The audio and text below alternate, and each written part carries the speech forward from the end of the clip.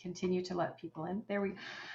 So welcome. My name is Rebecca Jones. I'm part of Dysart Jones, and we sponsor these SLA Canada sessions. We also sponsor Nexter chats using our Zoom capabilities, because we just believe very strongly that this profession, the information sector, the library sector, is stronger together, and this is our little way of helping facilitate that. So I just want to remind you, please, to be on mute, unless, of course, you are going to be asking a question or making a comment. If you want to, please just put something in the chat that says question. You don't have to put the question or the comment. You can just put it in there, and Bronwyn and I will be watching for it. I'm going to turn it over to Juanita Richardson, who was the first president of SLA Canada, actually helped the merger of all the chapters come together. My God, what a woman she is. And then Juanita will introduce everyone. Thank you so much, Rebecca. So welcome to this SLA Canada chat. And I will tell you right now, hi, Keith. Hi, Keith. I saw your little message pop up. I haven't seen Keith Lowe in a donkey's age. I will tell you right now, the Canadian community is just fantastic. And it was not me at all. It was all of you, the people out there, the folks who are involved. A special thank you to Dysart Jones for being our Zoom sponsor and hosting all of our chats to enable us to deliver programs to our members and hopefully potential members, wannabe members. All of you are more than welcome. If you are an SLA member, please don't forget to join the Canadian community specifically. We welcome your name on our list. If you're not an SLA member, of course, you're welcome to join SLA and become part of the Canadian community as well. And don't forget, as an SLA member, you are more than welcome to attend any of our board meetings. I assure you, we don't just discuss association matters. We also plan our future and have a lot of fun and all that kind of good stuff. So everyone is more than welcome. And I want to add that, in fact, speaking of the 2020, the Canadian community that came together in 2020, the Canadian community has been recognized by SLA with a presidential citation for our efforts to first form this merger. So thank you very much to Bronwyn Smith, who was one of the instigators of the merger of the three former Canadian chapters, as well as all the other people who did a lot of hard work, and all of our board members who have been working with me, and Patricia Sia, who's our current president since. So with that, I will turn it over to Bronwyn. Thank you. Well, in case you don't know me, I'm Bronwyn Smith, and I'm this year's Program Director, Western Canada, and have previously been president of the Western chapter before we did our merge, which I'm very happy we merged, because we have lots of energy, lots more energy than when that we wouldn't have otherwise. So before we begin today, I just want to do a land acknowledgement that today's programming, where I'm coming in from and where Jenny-Lyn is coming in from, is from the traditional, ancestral, and unceded territories of the Musqueam, Squamish, and Tsleil-Waututh nations. And I know that everyone is coming in from all over the world, so just keep that in mind in terms of what land we sit on. Again, I thank you, Dysart and Jones, for providing our Zoom platform for today's programming and all our programming. But now, let's get to the main event. So I'm delighted to welcome Jenny-Lyn de Klerk, who will be giving us a virtual tour of the John Richard Allison Library and Rare Books collection at Regent College in Vancouver, Canada. And if you do ever make it out this way to Vancouver, I would highly recommend going to Regent College, because it is, one, a beautiful building, and two, the library is a wonderful place. And I had definitely spent a lot of time, not as a Regent student, but as a UBC undergrad, coming across the street and studying a lot in the library. So I'm delighted that we finally get a tour that we can share with more people. So Jenny-Lyn is the Puritan project assistant at the library, and as such, she is responsible for acquiring and preserving rare books for the library and making them accessible to patrons.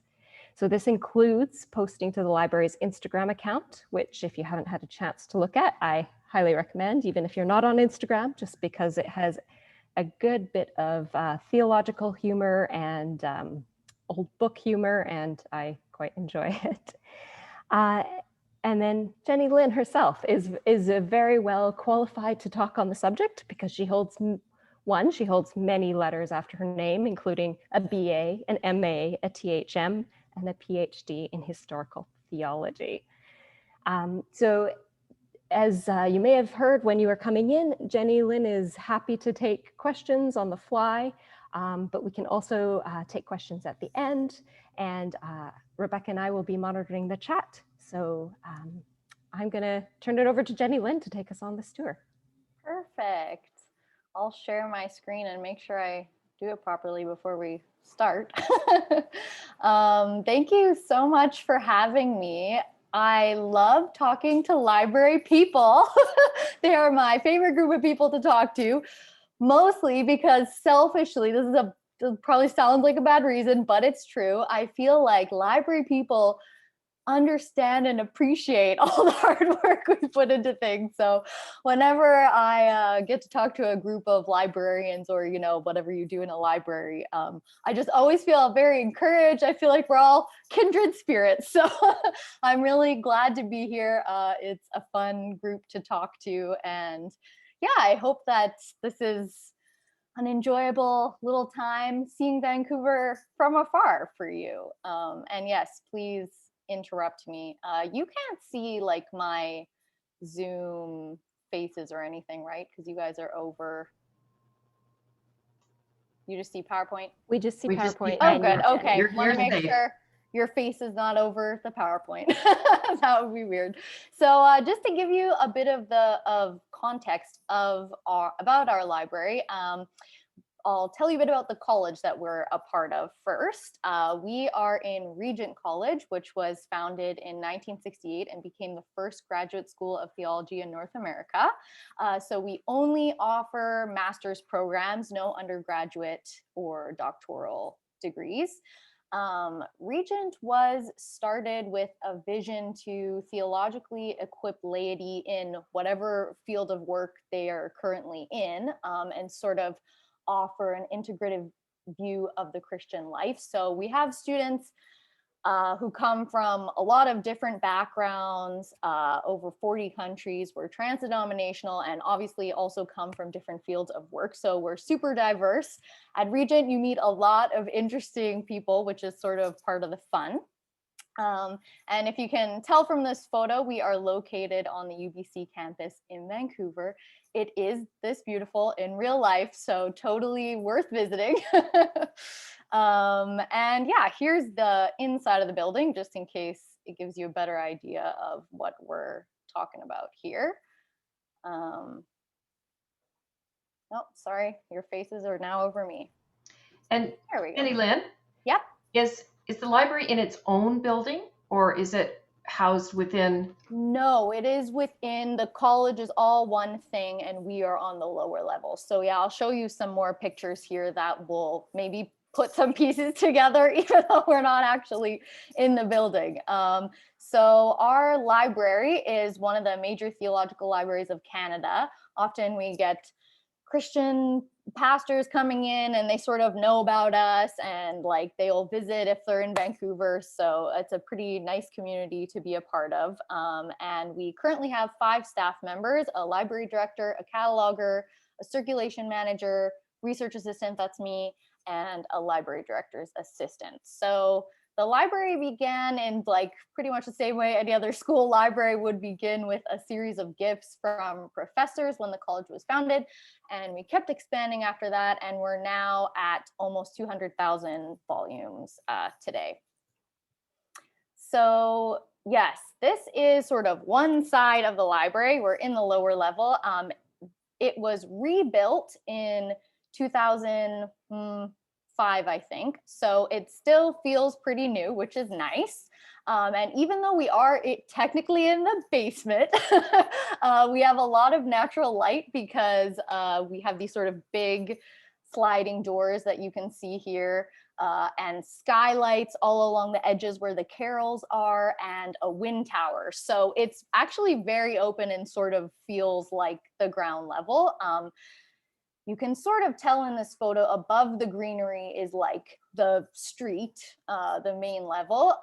And then down here, you can't see it, but there's a little pond, which is nice. So this is one side, and the other side is the same concept, but has a school garden, which we actually use to grow real vegetables and even make our own soup with it. This is a real thing. And we use it for Soup Tuesdays after chapel, which is sort of a beloved Regent tradition. Obviously put on hold since COVID, and everyone has been dying to get their soup again. But yeah, it's a really, really beautiful thing to see when you walk in the library. And sometimes we have our raccoon friends who will like come and patter down the ladder, who I have named John and Richard. They are regular visitors. We also have a few art installations, including this sculpture, which is called Font, and it sort of has water trickling down it, so it makes it really peaceful in the library. And we also have 2 large calligraphy murals of biblical passages. But the main art feature is our 40-foot wind tower, which is designed to minimize use of electricity for heating and cooling, and has photovoltaic art glass. So you can kind of see it on the side here. I'll show you another picture as well if you didn't get a good view. So obviously in the library, you like look up into it. So those are the fun things, but do we have books? Yes, we have lots of books. We have a specialized collection of theological books, journals, and media, but we're a little bit different from some other theological libraries in that we also have an interdisciplinary focus. So about 73%, I think that these are the latest stats of our collections, are resources on philosophy and religion, obviously, and then the other 27% falls into categories of like language, literature, history, science, art, and business. And all of that is obviously tailored to our Regent curriculum and what courses we offer here. We also have archives, which contain institutional records and personal papers of some of our more famous faculty, as well as special collections, which is what we're going to take a deep dive into in a few minutes. And in addition to our own library, Regent students also have access to a lot of other libraries. Neighboring theological libraries, which include the Vancouver School of Theology, or VST, St. Mark's and Trinity Western, as well as the Vancouver Public Library, and most importantly, the UBC Library System, which is one of Canada's largest research libraries. It has over 7 million print resources, 2 million ebooks, 370,000 journals, and 5.3 million microforms. So as someone who's personally doing research here all the time, I can say that this is a huge deal for our students and faculty. I don't think I have ever actually tried to find something that I couldn't get through UBC. That would be really weird. It would definitely just be like something like a really old dissertation or something like that that's tucked away in another country. But usually UBC is absolutely amazing at having so much available to you in their actual library and online, and even doing interlibrary loans for you, which is really great. They are extremely helpful, and I just cannot say enough good things about them. All of our like different school departments are just friends with the same departments at UBC and always getting advice from them. So we absolutely love them and look for like reasons to shower them with gifts of thanks. Jenny-Lyn, can I? Jenny-Lyn. Yeah. There we go. Yeah, Thank go ahead. Sorry, I just before we do our deep dive into the books, I just wanted to go back to the sculpture, this sculpture, because that is such a prominent part. Could you just tell us a little bit about that sculpture?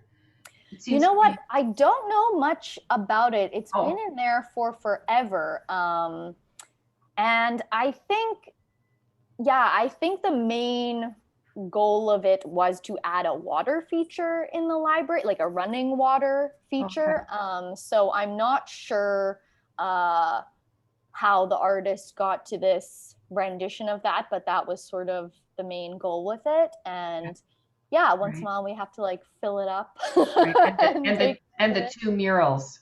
which are Yes, and the pieces of two art. calligraphy murals, yep, Right. which are just biblical passages. They're sort of these big, you can see them sort of right here. So right when Are you they walk into the are they Canadian library. artists? Yes, Okay. they're both local. Yeah, both Okay. local artists. Excellent. Yeah. And I just wanted to ask another question Yeah. about the special tower. Yep. So that is the tower for the whole, like for Regent College. Yes. Yeah. So that, okay, Mhm. great. Are there other towers like that for other parts of the university? I'm just. Not for Regent. I'm trying to think of what else is around UBC. UBC is so gigantic Yeah, huge. that I don't think I've seen another wind tower. Bronwyn, do you know of Interesting. another one? I haven't come across any.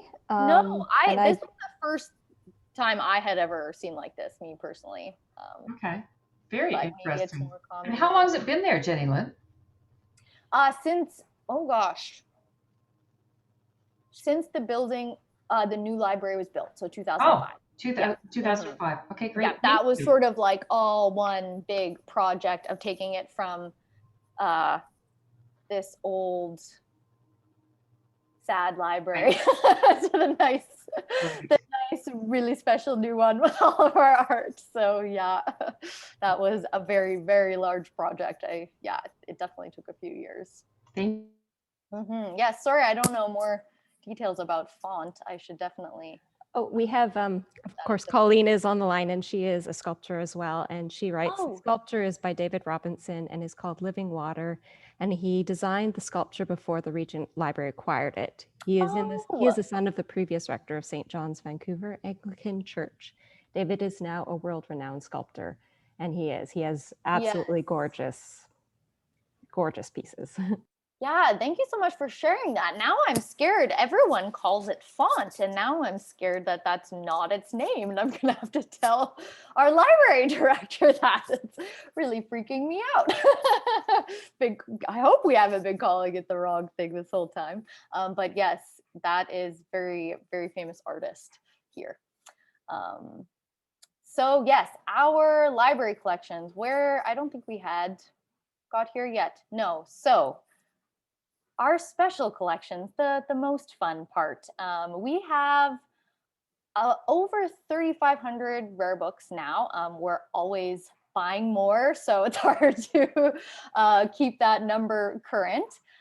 They are mostly Puritan, Anglican, and early evangelical authors in the 17th and 18th centuries, but our earliest books are from the 16th century, and sort of the latest ones are late 19th century. Our special collection started with the donations of personally collected rare books from Dr. James Houston, one of our founding fathers, as well as another professor, Dr. J.I. Packer. And we put them together in their own little collection to sort of represent their joint donation, as well as their years of scholarship on the Puritans and teaching together on the Puritans at Regent, as well as their really lifelong friendship, which was so sweet. They're really great. And how our collection started is actually one of my favorite things about it, because I think it just shows that our rare books are organically connected to the institution's ethos and curriculum. It's not something that sort of feels disjointed from what we're really trying to do at Regent, which makes it easier for me as the one who is sort of promoting it and trying to get students to use the books, to help them see the value of them and the usefulness for their actual research, and sort of explaining, why do we have these really old books tucked away in this special, locked away in a special room? So after Doctors Houston and Packer donated their collections, we also received a donation of Anglican works from a minister in Ontario. His name was Reverend Heaven, which often confuses people because it's called the Heaven Collection, not a bunch of books on heaven, but from Reverend Heaven.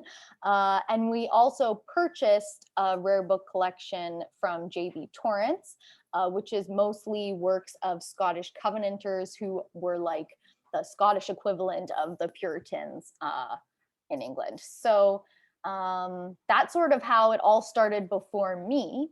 About 5 years ago, we had a donor come to us who was really appreciative of Dr. Packer's work on the Puritans and said that he wanted to help us fund a larger project that centered around those books. And so that's when I got hired, yay. With these donor funds, we were able to set up the Puritan project, hence I'm called the Puritan project assistant. And we've since that time been able to make significant acquisitions and do repairs on books that were sort of falling apart and needed some TLC. We've also digitized over 100 books and are constantly digitizing more.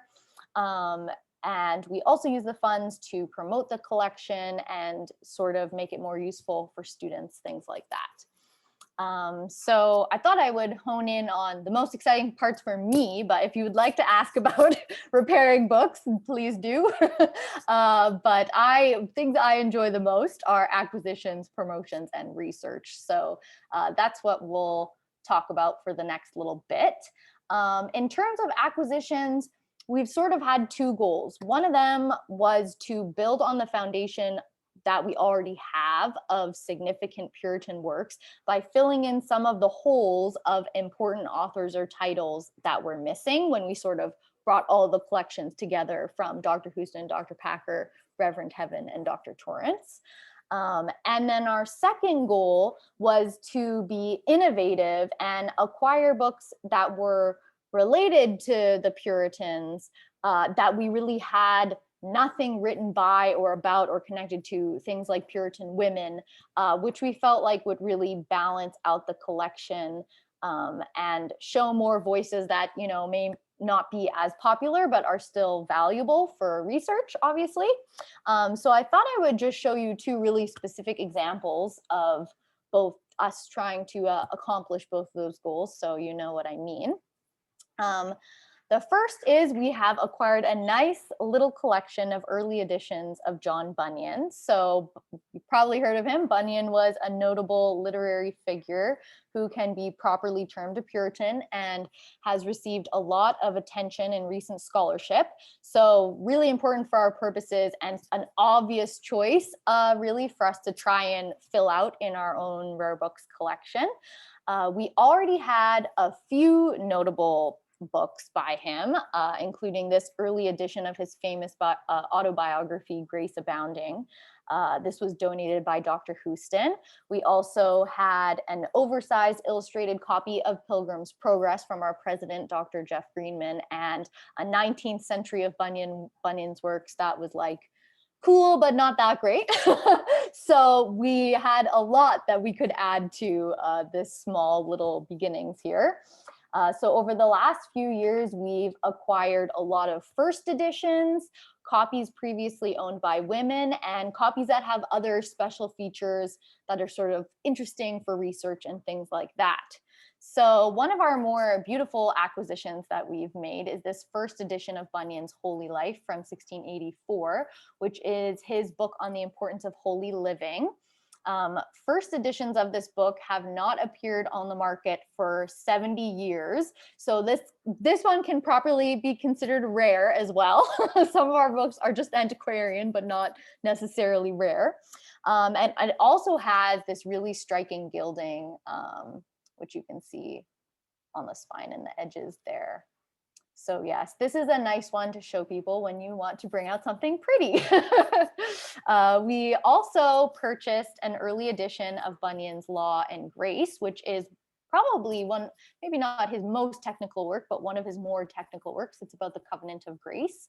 And it has signs of female ownership. It's inscribed by a Mary Adams, who was given the book by her father, which is sort of a special fun thing to see in an early copy.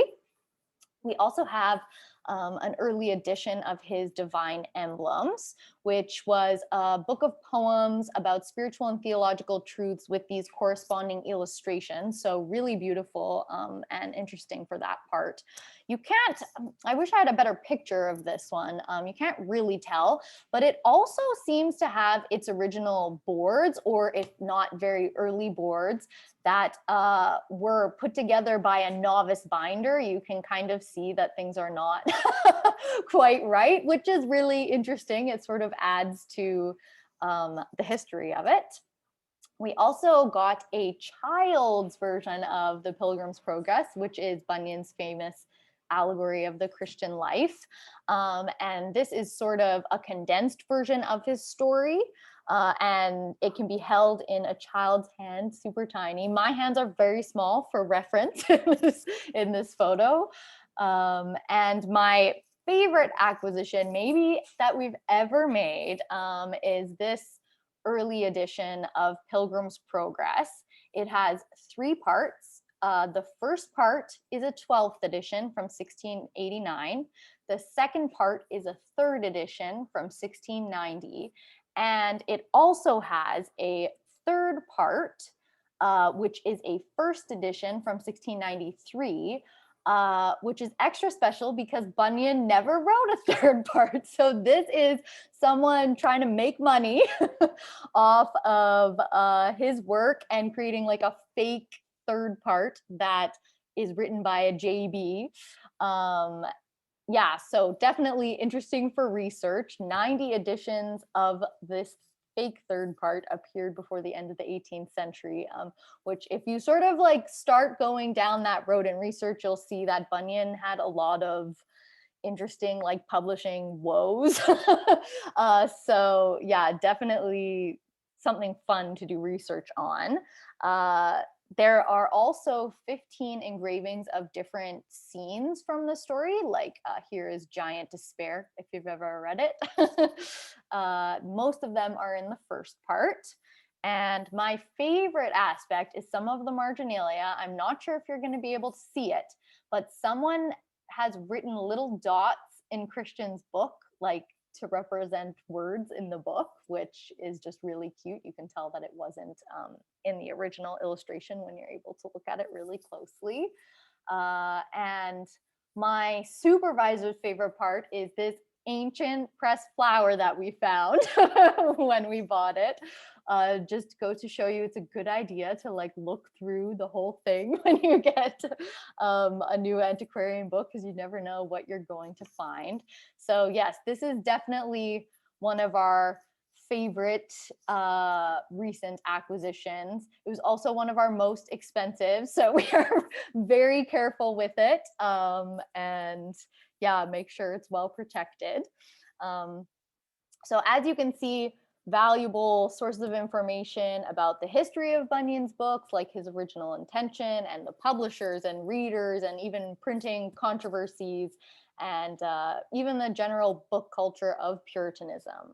So that's one thing that we've been working on for the last few years and have built up a nice little stash. Another thing that we have tried to do, like I mentioned earlier, is collect other voices that sort of were less popular back in the day and that scholars have been trying to recover for the last few decades. So this led us down a road of trying to get works written about Puritan women, by Puritan women, mentioned Puritan women, but it was really difficult to find a lot of sources just because of the lack of, first of all, publishing. You know, we can know about sources now that were never actually published and are still just in manuscript form, and also the lack of selling and preserving works by women. So it was really hard to get the few things that we do have. We have one book from like maybe 5 Puritan women: Anne Bradstreet, Lucy Hutchinson, Mary Rich, and Lady Brilliana Harley. But that's all we've really been able to get from women who can be properly termed Puritans, like English women from the 17th century that had a certain view of reforming the Church of England. And they are all published later, like none of them are first editions or anything like that. So still really great, but we felt like we sort of wanted to keep making it as ancient and exciting as things like the books that I just showed you from Bunyan. So we thought, okay, maybe we can start collecting authors who were influenced by the Puritans or who later influenced the Puritans, if they were sort of easier to find resources on. So Hannah More was one of the figures that we decided to focus on. She was influenced by the Puritans and was very prolific and a lot easier to access her resources today. There's just Hannah More stuff everywhere, which is great. And so here are a few. Oh, sorry. Here is what we actually already had from Hannah More. We had a set of her works, and we also had a copy of her book called Practical Piety from Dr. Houston. So that was sort of what we began with.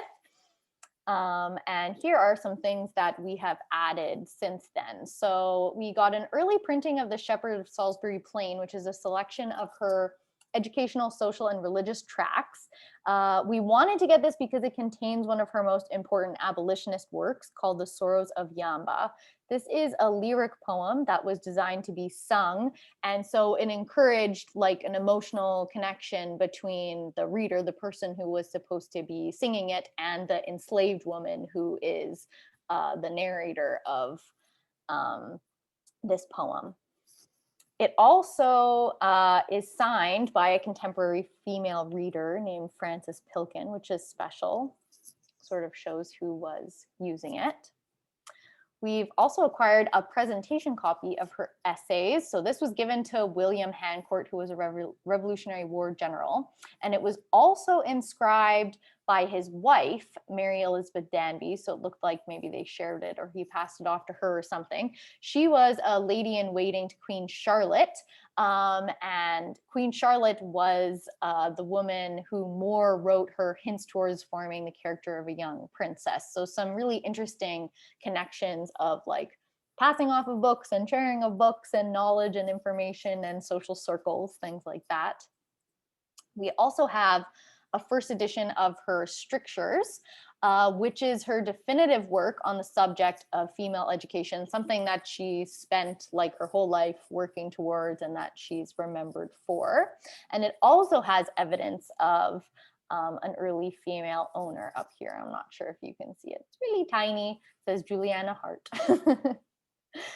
My favorite monograph that we have got from Hannah More is a copy of her final publication of Moral Sketches, which is inscribed by herself to Anna and Henrietta. It says, "From their old and very affectionate friend, the author," and it's signed in 1820. So Hannah More was 75 years old when she gave this to them, and they were also authors. So just like a really nice testament to truly was a very long period of time that she wrote books and shared them with her other author friends. Really sweet. And in addition to these monographs, we've also acquired a lot of her cheap repository tracts. So this was a series established by More to provide reading material to the poor that was both affordable and edifying. It was supposed to be a contrast to the less conservative tracts that were being published at the time and were really popular. And this initiative sort of had the effect of both advancing the idea that the poor should be taught to read and also supported literacy itself. So I'll show you just a few examples. This is the Lancashire Collier Girl. It's an early form of the success fables. So it shows that More was one of the first female authors to initiate aspects of this genre. It sort of tells the story of a girl who starts at the bottom of the social ladder and like through hard work and dedication rises to the top and sort of sets up a better life for herself. Our 2 copies are first editions, so from 1795, that came to us as a set of variants. So you can see that the illustration is flipped, and one of them is a lot more detailed than the other one, which is obviously a copy. So yeah, another useful, interesting thing for research. We also have a first edition of the 2 Soldiers Cheap Repository Tract, which was written by Hannah's sister, Sarah Moore, which sort of, again, is a nice reminder of their history together. They both worked together to further the education of the poor and women. Since they were basically girls, they managed a boarding school for educating young girls. So that was something that they were both dedicated to for their entire lives, and something that they did together as a family. This is also a good example of a text that hasn't been studied much. Hannah Moore is the most famous of the Moore sisters because she wrote so many things. So most people focus on her, but it's interesting to see how her sisters also contributed as well. And a final example, which is my favorite, is called the Cottage Cook. It includes these full recipes, like real recipes, at the back of the tract, which I find is really interesting. There's a lot of potatoes in there. I'll just tell you that if you're interested to know what is actually in the recipe. And yeah, it's a good example of how Moore tried to work into these sort of moral lessons, which would be taught in all of the stories in these tracts, practical tips for life that could help people sort of manage their lives and get ahead and be frugal and stuff like that. So this one includes full recipes, but there are lots of other tracts that would sort of just have little tips listed at the very end. And there'll be like, I think one that I read was adding an onion or a leek to a dish is an affordable way to make it taste even better and look like you have a nicer dish going for you than what you can maybe afford, which is good advice. I have only learned to cook during the pandemic now, and I can say that is great advice for Hannah Moore. Definitely need onions. And so yes, again, just like all of Bunyan's books that I showed you earlier, just a great source of information about the history of Hannah Moore's publications and also the culture that she lived in. So before we end off here, I thought I would also share a few things that we do to promote the rare book collection and encourage people to do research on it and make it useful for students. So I think Bronwyn or someone mentioned earlier the Instagram page. That's one of the promotional things we do that people seem to like, which is great. We also have a lot of resources on our library website. If you ever wanted to head over there, you just click the Puritan project, it's all in there. And there are like practical guides on like what to expect if you want to come use the rare books, or how to like search in the catalog to find what you're looking for, as well as research guides to do research on the Puritans in general. So that'll have rare books and stuff from the main stacks, or just trying to do research in the rare books collection as well.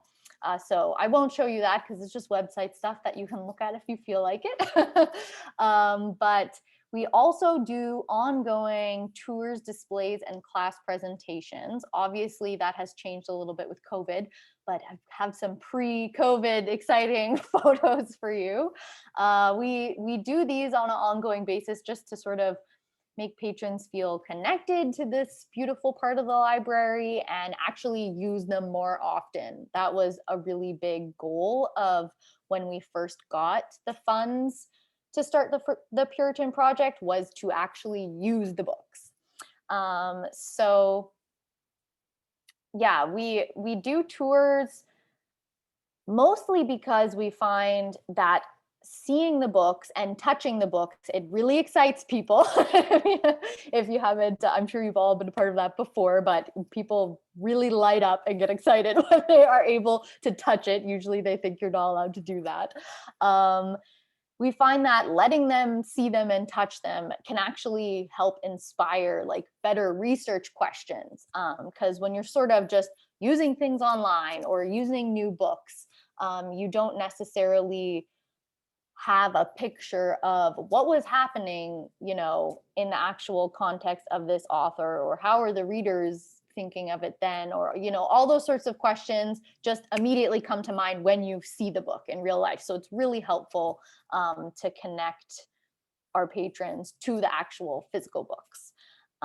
We also keep displays out in the library foyer, partly just as like a nice little study break if you're walking about and want to see something nice and interesting.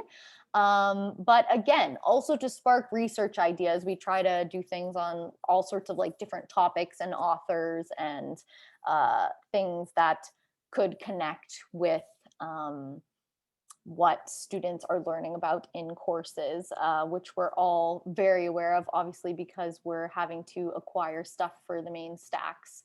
And also because we are able to do specific presentations for classes to show students how to keep using the books for their actual research. So a couple years ago, we had 2 professors come in and do a course on John Bunyan. So it was the perfect opportunity to show them our amazing stash that we've acquired.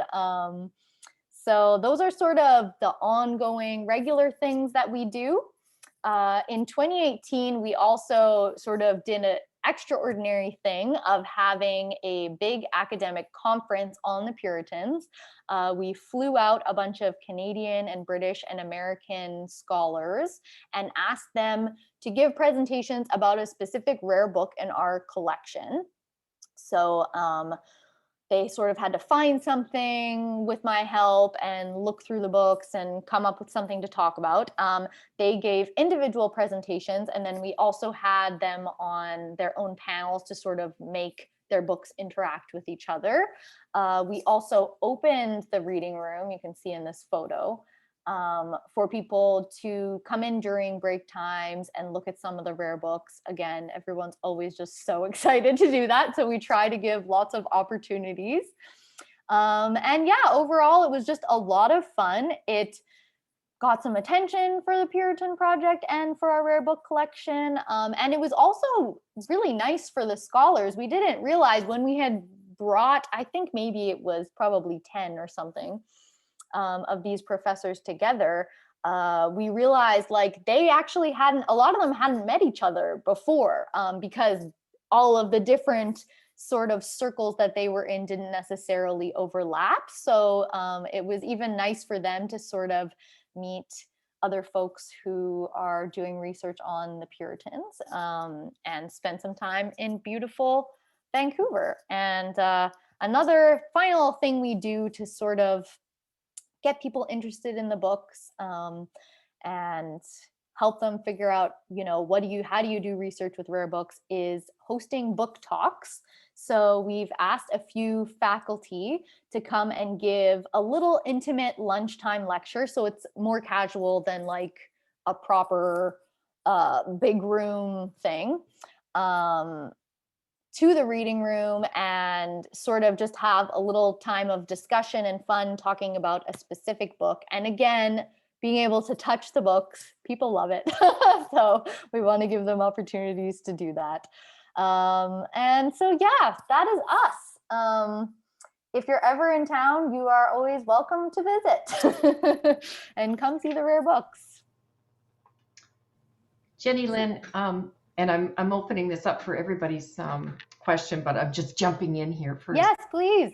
And as you were talking about people love to touch the books, I actually was surprised that you didn't have white gloves on and people are touching these items. Can you just talk a little bit about that? Yeah, that was something that I also had to learn about when I first got hired at Regent, because I had like way too much knowledge about the Puritans and not enough knowledge about rare books. So I really did a deep dive and had to do some research and speak. I, was in constant communication with the UBC people because they also have a huge, huge rare book collection, a lot bigger than us. And from what I found, we usually go with UBC's opinion just because they have so many people working there who specialize in their different departments. So we feel like they're really reliable. The conclusion we came to is that white gloves should be used for touching photographs because you can get like the oils of your fingers on it and ruin it, but not for rare books because it takes away some of your like tactile function, and you can rip pages or like squish things, which we really try to not do. So as much as we are very happy for everyone to touch them, I always explain how to touch them and sort of how to hold it if it's not in a cradle, and how to turn pages and how to like bookmark if you want to keep your spot.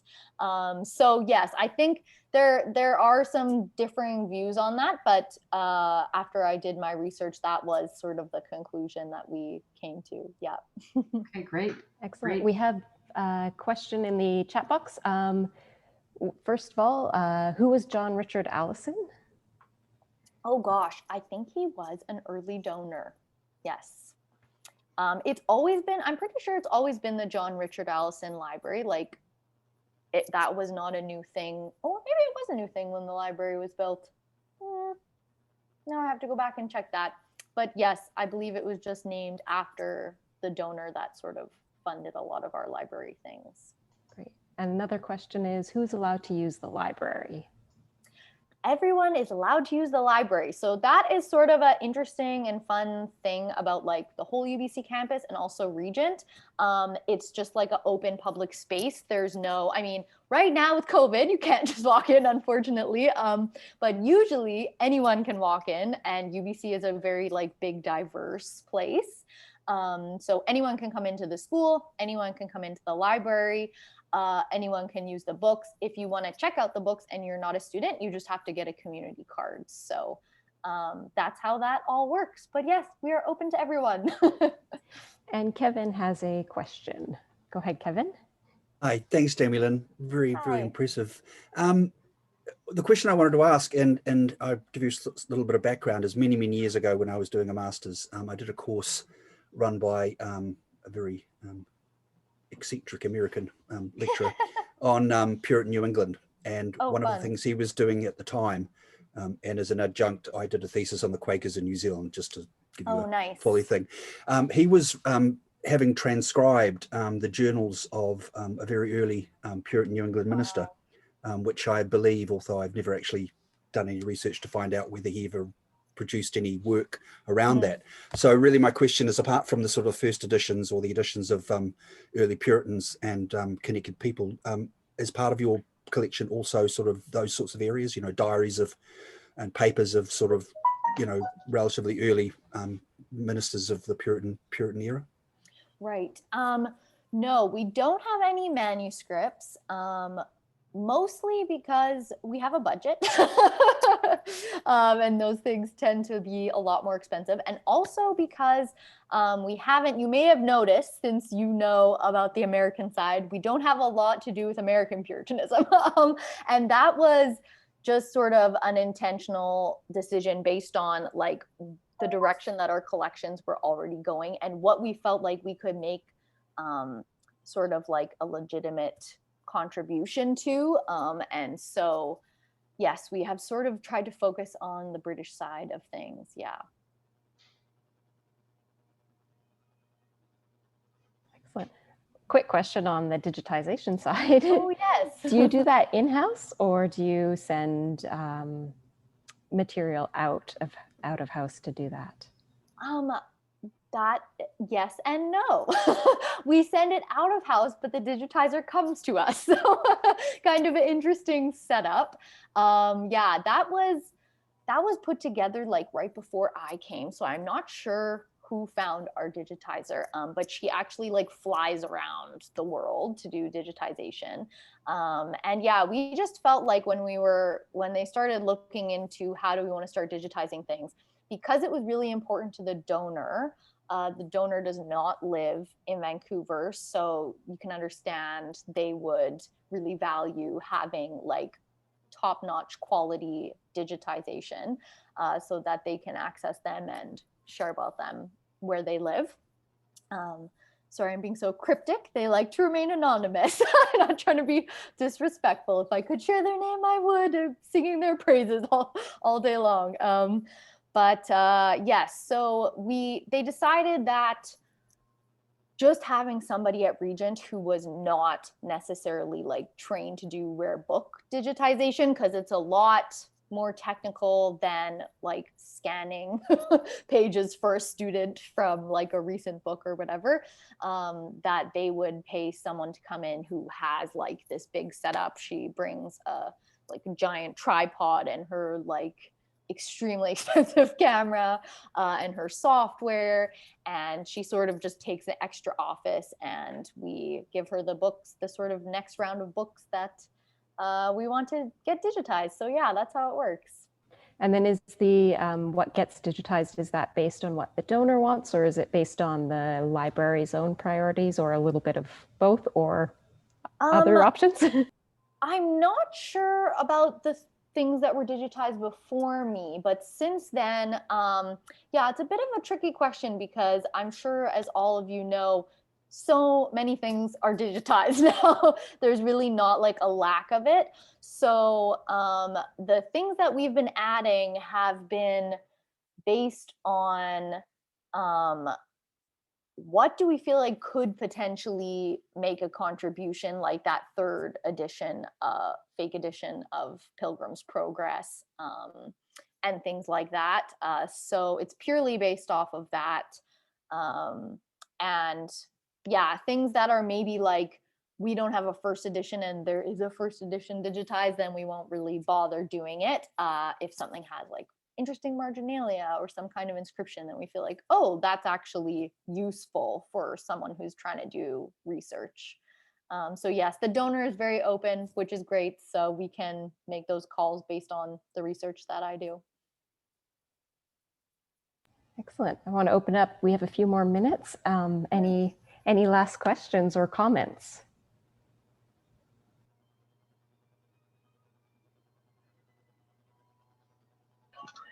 Bronwyn, and Jenny-Lyn, thank you so much for this.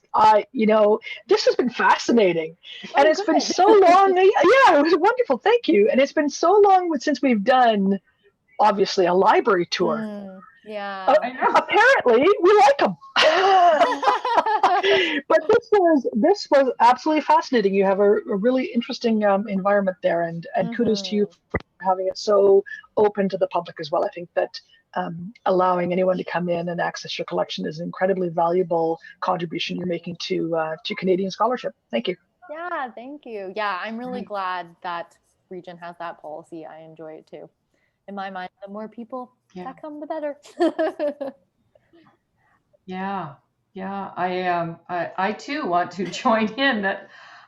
I'm fascinated, particularly by the role of women in this, and I just found it fascinating. And we have never had this representation of people from all over the world. Of course, whenever we do these, there's an actual YouTube channel for these for SLA Canada, and we always have far more views after than we do during, which is just fine.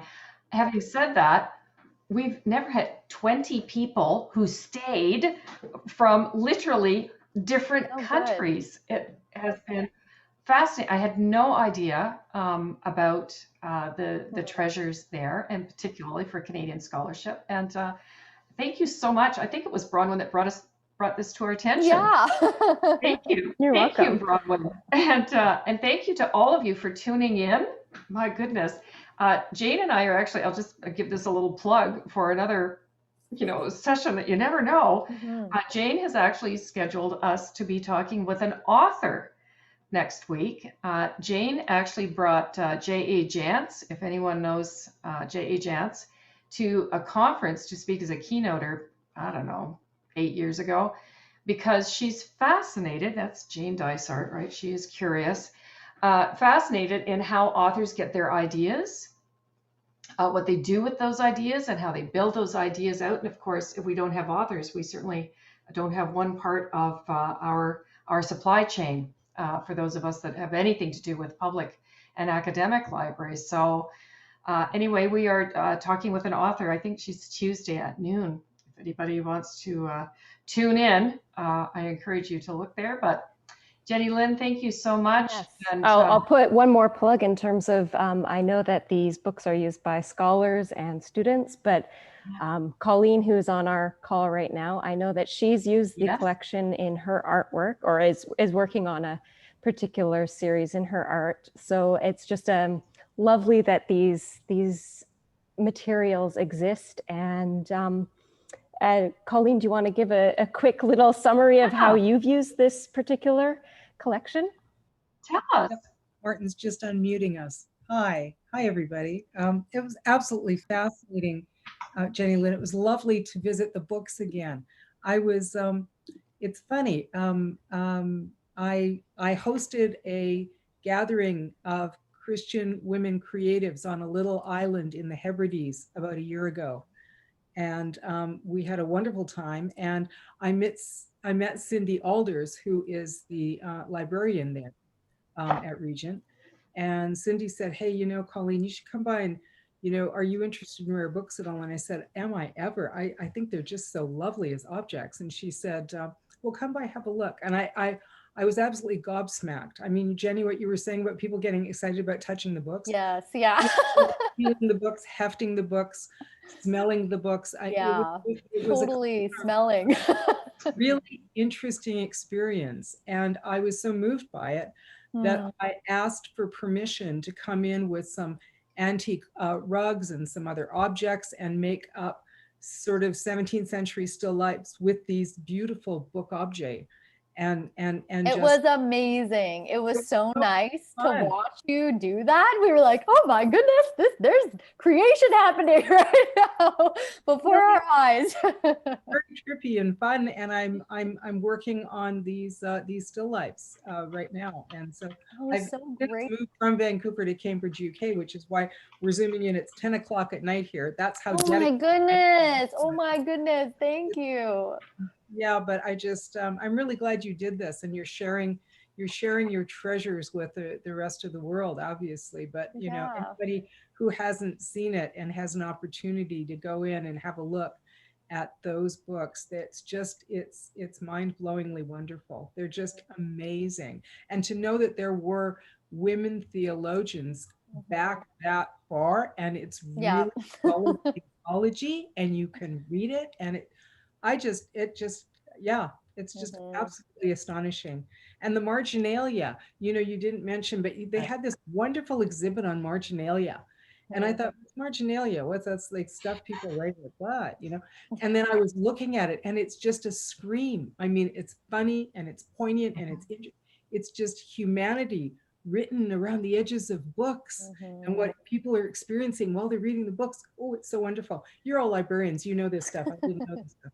But anyway, it was really, really wonderful. So thank you very much. Yeah, we're so glad you were able to come, and thank you for coming now. So nice. It's great. It's and great. you will be jealous that I saw you.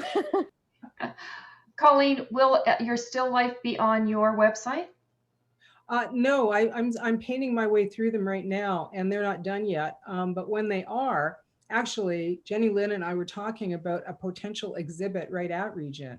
I'd really like to show them in the place where they were born, you know? I think that would be very cool. Yeah, it would be perfect too, because Regent is very centered around art, so it really would fit right in. Okay, well, we'll have to book that. And those of you here from New Zealand through to New York, to the UK, you have to come back.